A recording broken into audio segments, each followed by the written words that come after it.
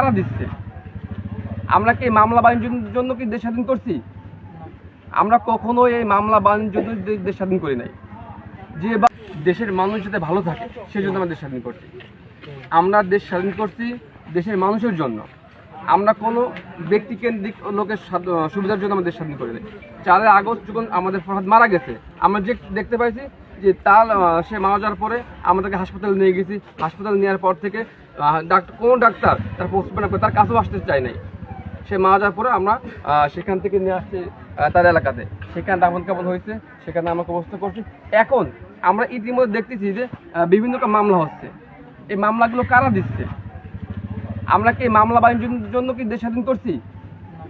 আমরা কখনো এই মামলা বাণিজ্যের জন্য দেশ স্বাধীন করি নাই।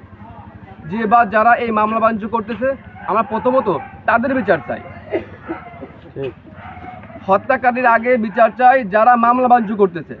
আমরা এই মামলা বাণিজ্য প্রতিরোধ চাই। আমরা সরকারকে আকুল আবেদন জানাবো, সরকার যেন অবশ্যই এই মামলা বাণিজ্য প্রতিরোধ করে। যদি মামলা বাণিজ্য প্রতিরোধ করে তাহলে অবশ্যই আমরা আমাদের লাশ উত্তোলনের সিদ্ধান্ত নিতে পারি। যদি এই মামলা বাণিজ্য প্রতিরোধ না হয় তাহলে আমাদের রক্ত থাকতে পুনরায় দরকার আমরা আবার নতুনভাবে আন্দোলন করব, যুদ্ধ করব। তারপরেও আমরা কখনোই কোনোভাবেই এই লাশ উত্তোলন করতে দেব না। আপনার পরিচয়টা একটু। আমি মোহাম্মদ হুসাইন, মাগুরা জেলা বৈষম্য বিরোধী ছাত্র